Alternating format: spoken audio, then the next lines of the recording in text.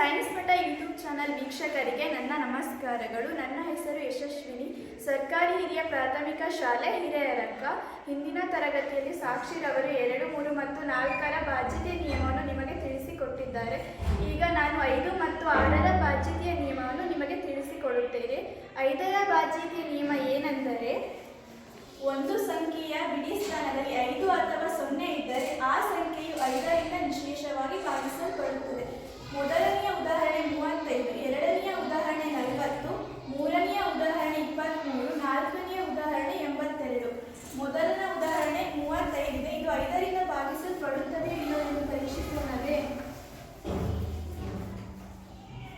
5 7 35, ಶೇಷ ಇಲ್ಲಿ 0 ಬಂದಿದೆ. ಇದು 5ರಿಂದ ಭಾಗಿಸಲ್ಪಡುತ್ತದೆ. ಎರಡನೆಯ ಉದಾಹರಣೆ 40, 5 8 40, ಇಲ್ಲಿ ಶೇಷ 0 ಬಂದಿದೆ. ಇದು 5ರಿಂದ ಭಾಗಿಸಲ್ಪಡುತ್ತದೆ. ಮೂರನೆಯ ಉದಾಹರಣೆ 23,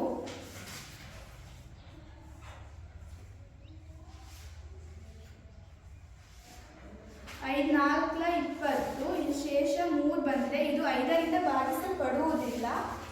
ನಾಲ್ಕನೆಯ ಉದಾಹರಣೆ 82 ಇದೆ. 5 1 5, 8ರಲ್ಲಿ 5 ಕಳೆದ್ರೆ 3. ಈಗ 2ನ ಕೆಳಗಿಳಿಸ್ಕೊಳ್ಳೋಣ. 5 6 30, ಶೇಷ ಇಲ್ಲಿ 2 ಬಂದಿದೆ. ಇದು ಶೇಷ ಇಲ್ಲಿ 2 ಬಂದಿದೆ. ಇದು 5ರಿಂದ ಭಾಗಿಸಲ್ಪಡುವುದಿಲ್ಲ, ಏಕೆಂದರೆ ಇಲ್ಲಿ ಶೇಷ 2 ಬಂದಿದೆ. ಮೊದಲನೆಯ ಉದಾಹರಣೆಯಲ್ಲಿ 35 ಇದೆ, ಬಿಡಿ ಸ್ಥಾನದಲ್ಲಿ 5 ಇದೆ. 5 ಇದೆ, ಇದು 5ರಿಂದ ಭಾಗಿಸಲ್ಪಡುತ್ತದೆ. ಎರಡನೆಯ ಉದಾಹರಣೆ 40 ಇದೆ, ಬಿಡಿ ಸ್ಥಾನದಲ್ಲಿ 0 ಇದೆ. ಇದು 5ರಿಂದ ಭಾಗಿಸಲ್ಪಡುತ್ತದೆ. ಮೂರನೆಯ ಉದಾಹರಣೆ 23 ಇದೆ, ಇದು ಬಿಡಿ ಸ್ಥಾನದಲ್ಲಿ 3 ಇದೆ. 5ರಿಂದ ಭಾಗಿಸಲ್ಪಡುವುದಿಲ್ಲ. ನಾಲ್ಕನೆಯ ಉದಾಹರಣೆ 82 ಇದೆ, ಬಿಡಿ ಸ್ಥಾನದಲ್ಲಿ 2 ಇದೆ. ಇದು 5ರಿಂದ ಭಾಗಿಸಲ್ಪಡುವುದಿಲ್ಲ, ಏಕೆಂದರೆ ಇಲ್ಲಿ ಶೇಷ 2 ಬಂದಿದೆ. ಆತ್ಮೀಯರೇ, ಇದರಿಂದ ನಾವೇನು ತಿಳಿಯಬಹುದೆಂದರೆ, ಒಂದು ಸಂಖ್ಯೆಯ ಬಿಡಿ ಸ್ಥಾನದಲ್ಲಿ 5 ಅಥವಾ 0 ಇದ್ದರೆ ಆ ಸಂಖ್ಯೆಯು 5ರಿಂದ ವಿಶೇಷವಾಗಿ ಭಾಗಿಸಲ್ಪಡುತ್ತದೆ. 5 ಅಥವಾ 0 ಬಿಟ್ಟು ಬೇರೆ ಯಾವ ಸಂಖ್ಯೆ ಇದ್ದರೂ ಅದು 5ರಿಂದ ಭಾಗಿಸಲ್ಪಡುವುದಿಲ್ಲ ಎಂದು ತಿಳಿಯಬಹುದು. ನಾನು ನಿಮಗೆ 4 ಸಮಸ್ಯೆಗಳನ್ನು ಕೊಡುತ್ತೇನೆ. ಮೊದಲನೆಯದು 250, ಎರಡನೆಯದು 300, ಮೂರನೆಯದು 275, ನಾಲ್ಕನೆಯದು 455, ಇದರ ಐದನೆಯದು 444, 567. ಈ ಸಮಸ್ಯೆಗಳನ್ನು ನೀವು ಯೂಟ್ಯೂಬ್ ಚಾನಲಲ್ಲಿ ಕಮೆಂಟ್ ಮಾಡಿ ತಿಳಿಸಿ. ಈಗ ನಾವು 6ನೆಯ ಬಾಧ್ಯತೆಯ ನಿಯಮವನ್ನು ತಿಳಿಸಿಕೊಡುತ್ತೇನೆ. ಈಗ ನಾವು 6ರ ಬಾಧ್ಯತೆಯ ನಿಯಮವನ್ನು ತಿಳಿದುಕೊಳ್ಳೋಣ. 6ರ ಬಾಧ್ಯತೆಯ ನಿಯಮ ಏನೆಂದರೆ, ಒಂದು ಸಂಖ್ಯೆಯು 2 ಮತ್ತು 3ರಿಂದ ಭಾಗವಾದರೆ ಆ ಸಂಖ್ಯೆಯು 6ರಿಂದ ವಿಶೇಷವಾಗಿ ಭಾಗಿಸಲ್ಪಡುತ್ತದೆ. ಮೊದಲನೆಯ ಉದಾಹರಣೆ 48, ಎರಡನೆಯ ಉದಾಹರಣೆ 132, ಮೂರನೆಯ ಉದಾಹರಣೆ 94, ನಾಲ್ಕನೆಯ ಉದಾಹರಣೆ 147 ಇದೆ. ಮೊದಲನೇ ಉದಾಹರಣೆ 48 ಇದೆ. ಇದರ ಬಿಡಿ ಸ್ಥಾನದಲ್ಲಿ ಸರಿ ಸಂಖ್ಯೆ ಇದೆ. ಇದು 2ರಿಂದ ನಿಶೇಷವಾಗಿ ಭಾಗಿಸಲ್ಪಡುತ್ತದೆ. 3ರ ಬಾಧ್ಯತೆಯ ನಿಯಮ ಏನೆಂದರೆ, 4 + 8ರ ಮೊತ್ತ 12 ಬಂದಿದೆ. ಇದು 3ರ ಅಪವರ್ತ್ಯವಾಗಿದೆ. ಇದು 3ರಿಂದ ನಿಶೇಷವಾಗಿ ಭಾಗಿಸಲ್ಪಡುತ್ತದೆ.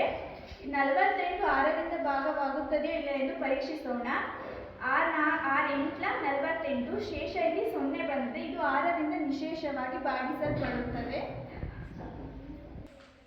ಈಗ ಎರಡನೆಯ ಉದಾಹರಣೆ 132, ಇದರ ಬಿಡಿ ಸ್ಥಾನದಲ್ಲಿ ಸರಿ ಸಂಖ್ಯೆ ಇದೆ. ಇದು 2ರಿಂದ ನಿಶೇಷವಾಗಿ ಭಾಗಿಸಲ್ಪಡುತ್ತದೆ. 132, ಇದರ ಪ್ರತಿ ಅಂಕಿಯ ಮೊತ್ತ 6 ಆಗಿದೆ. 130, ಇದು 6 3ರ ಅಪವರ್ತ್ಯವಾಗಿದೆ. 132 6ರಿಂದ ಭಾಗಿಸಲ್ಪಡುತ್ತದೆ ಇಲ್ಲವೆಂದು ಪರೀಕ್ಷಿಸೋಣ. 6 2 12, ಕಳೆದಾಗ 1 ಬಂದಿದೆ. ಇದನ್ನ 2ನ ಕೆಳಗಿಳಿಸ್ಕೊಳ್ಳೋಣ. 6 2 12, ಇಲ್ಲಿ ಶೇಷ 0 ಬಂದಿದೆ. ಇದು 6ರಿಂದ ನಿಶೇಷವಾಗಿ ಭಾಗಿಸಲ್ಪಡುತ್ತದೆ. ಈಗ ಮೂರನೇ ಉದಾಹರಣೆ 94 ಇದೆ. ಬಿಡಿ ಸ್ಥಾನದಲ್ಲಿ ಸರಿ ಸಂಖ್ಯೆ ಇದೆ. ಇದು 2ರಿಂದ ನಿಶೇಷವಾಗಿ ಭಾಗಿಸಲ್ಪಡುತ್ತದೆ. ಮೂರನೆಯ ಬಾಧ್ಯತೆ ನಿಯಮದ ಪ್ರಕಾರ 94ರ ಪ್ರತಿ ಅಂಕೆಯ ಮೊತ್ತ 13 ಬಂದಿದೆ. ಇದು 3ರಿಂದ ಭಾಗಿಸಲ್ಪಡುವುದಿಲ್ಲ, ಏಕೆಂದರೆ ಇಲ್ಲಿ 13 ಬಂದಿದೆ. ಇದು 3ರ ಅಪವರ್ತ್ಯ ಆಗಿಲ್ಲ. ಹಾಗೆಯೇ 94 6ರಿಂದ ಭಾಗವಾಗುತ್ತದೆಯೋ ಇಲ್ಲ ಎಂದು ಪರೀಕ್ಷಿಸೋಣ.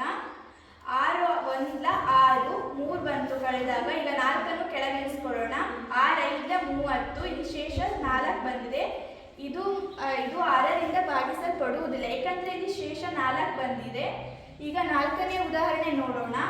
147 ಇದೆ. ಬಿಡಿ ಸ್ಥಾನದಲ್ಲಿ ಬೆಸ ಸಂಖ್ಯೆ ಇದೆ. ಇದು 2ರಿಂದ ಭಾಗಿಸಲ್ಪಡುವುದಿಲ್ಲ, ಏಕೆಂದರೆ ಈ ಬೆಸ ಸಂಖ್ಯೆ ಇದೆ ಬಿಡಿ ಸ್ಥಾನದಲ್ಲಿ. 3ರ ಬಾಧ್ಯತೆ ನಿಯಮದ ಪ್ರಕಾರ 147 ಇದೆ. 147 ಪ್ರತಿ ಅಂಕೆಗಳ ಮೊತ್ತ 12 ಆಗಿದೆ. ಹಾಗೆಯೇ ಇದು 3ರಿಂದ ಭಾಗಿಸಲ್ಪಡುತ್ತದೆ. 147ನ 6ರಿಂದ ಭಾಗಿಸಲ್ಪಡುತ್ತದೆ ಇಲ್ಲವೆಂದು ಪರೀಕ್ಷಿಸೋಣ. 147 6 2 12, ಕಳೆದಾಗ 2 ಬಂತು. ಈಗ 7ಅನ್ನು ಕೆಳಗಿಳಿಸ್ಕೊಳ್ಳೋಣ. 6 4 24, ಶೇಷ ಇಲ್ಲಿ 3 ಬಂದಿದೆ. 6ರಿಂದ ಇದು ಭಾಗಿಸಲ್ಪಡುವುದಿಲ್ಲ, ಏಕೆಂದರೆ ಇಲ್ಲಿ ಶೇಷ 3 ಬಂದಿದೆ. ಇದರಿಂದ ನಾವೇನು ತಿಳಿಬೋದಂದರೆ, ಒಂದು ಸಂಖ್ಯೆಯು 2 ಮತ್ತು 3ರಿಂದ ಭಾಗವಾದರೆ ಆ ಸಂಖ್ಯೆಯು 6ರಿಂದ ನಿಶೇಷವಾಗಿ ಭಾಗಿಸಲ್ಪಡುತ್ತದೆ ಎಂದು ತಿಳಿಬೋದು.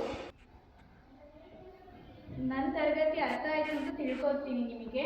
4 ಸಮಸ್ಯೆಗಳನ್ನು ಹಾಕಿದ್ದೇನೆ. ಮೊದಲನೆಯದು 96, ಎರಡನೆಯದು 190, ಮೂರನೆಯದು 234, ನಾಲ್ಕನೆಯದು 1182. ಇದು 6ರಿಂದ ಭಾಗವಾಗುತ್ತದೆ ಇಲ್ಲವೆಂದು ಪರೀಕ್ಷಿಸಿ ನೀವು ಕಮೆಂಟ್ ಬಾಕ್ಸ್ಗೆ ಕಳಿಸ್ಕೊಡ್ಬೇಕು ಎಂದು ತಿಳ್ಕೊತೀನಿ. ಎಲ್ಲರಿಗೂ ಧನ್ಯವಾದಗಳು.